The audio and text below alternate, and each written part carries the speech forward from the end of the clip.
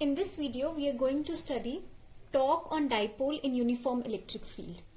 Now we have a dipole with point charges minus q and plus q, and they are separated by a distance 2a. Now two forces acting on the dipole are F1 and F2.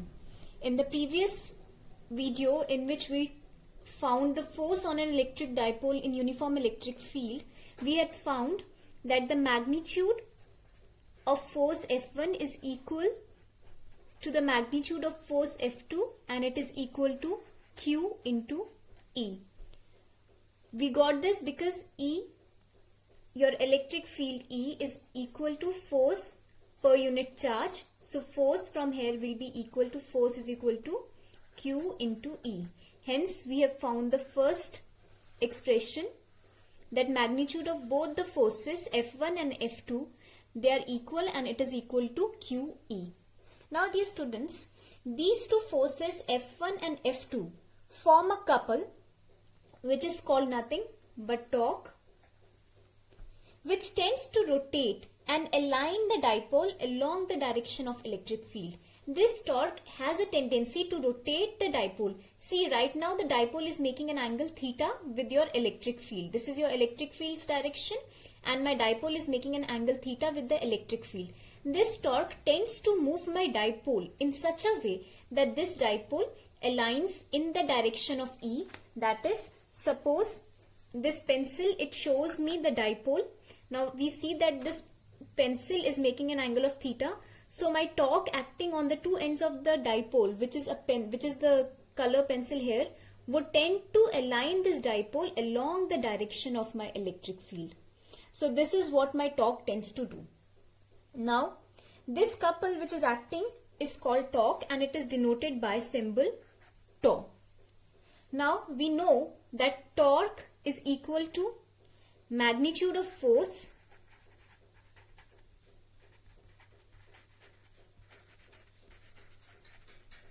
into perpendicular distance. Now we have the expression of magnitude of force, which is given by our equation number 1, and it is equal to nothing but QE. But what about the perpendicular distance? Now dear students, my perpendicular distance is BC. So let us try to find BC.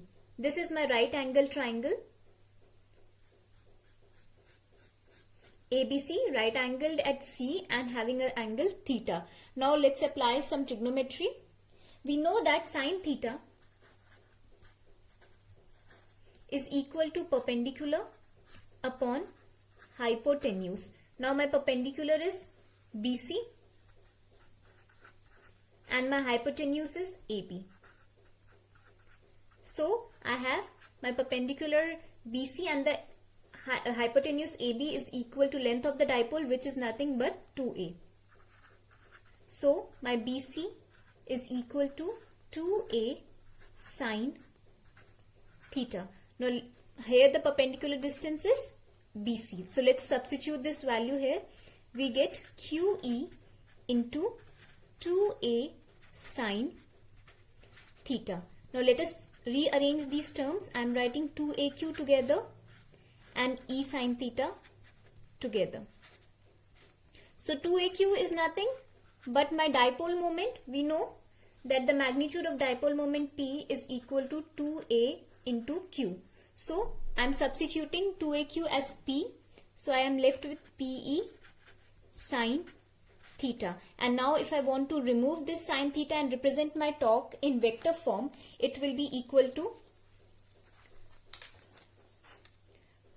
torque vector is equal to P cross E. Since if I open this, I'll get it equal to P magnitude, E magnitude, sine theta. So this is my expression for torque in an torque on dipole in a uniform electric field. Now dear students, this torque, it has both direction plus magnitude. So my torque is a vector quantity.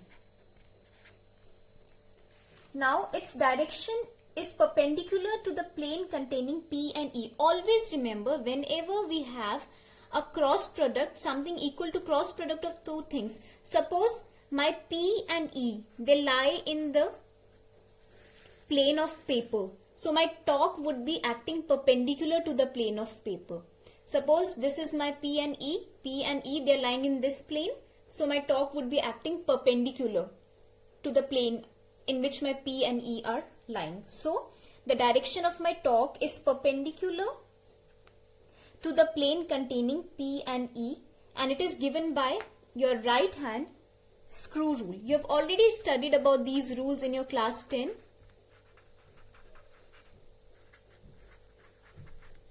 You always need to remember, suppose you have a quantity A which is equal to the cross product of two quantities B and C. Suppose my B and C lie in the xy plane. So my A vector would lie in a plane which is perpendicular to this plane. Similarly here, since my torque is a cross product of P and E, it would lie in a plane perpendicular to the plane containing P and E. If my P and E lie in the plane of paper, so my torque will be lying in a plane perpendicular to this plane. The last point which we need to remember is that if my dipole is lying at an oblique angle, which means it lies at an angle theta or at some orientation with an angle theta with respect to my electric field's direction, it would not experience any force as we did in our last article, since F1 and F2, they are equal in magnitude, but this force being negative, that is minus QE, they would cancel out each other. Hence, they will not experience any force, but it will definitely experience a torque that tends to align my dipole along the direction of electric field. So, remember, in uniform electric field, no net force is experienced by the dipole. However, it does experiences a torque which tends to align my dipole along the direction of electric field. Now, let us try to find the maximum value of torque. So, I have my value of torque is equal to Pe sine theta. So, the value of torque would be maximum when my value of sine theta is maximum. And we know sine theta's maximum value is equal to 1, and it is for the case when theta is equal to 90 degree. So, when I put theta is equal to 90 degree, I get Pe sine 90 degree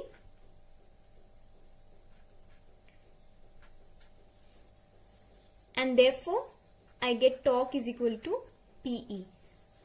So this is the condition for my maximum torque. I need to have torque equal to Pe sine theta, theta being 90 degree, therefore sine 90 would become 1 and my torque would be equal to Pe. So maximum value of torque is at angle theta is equal to 90 degree and it is equal to my magnitude of dipole moment into my magnitude of electric field.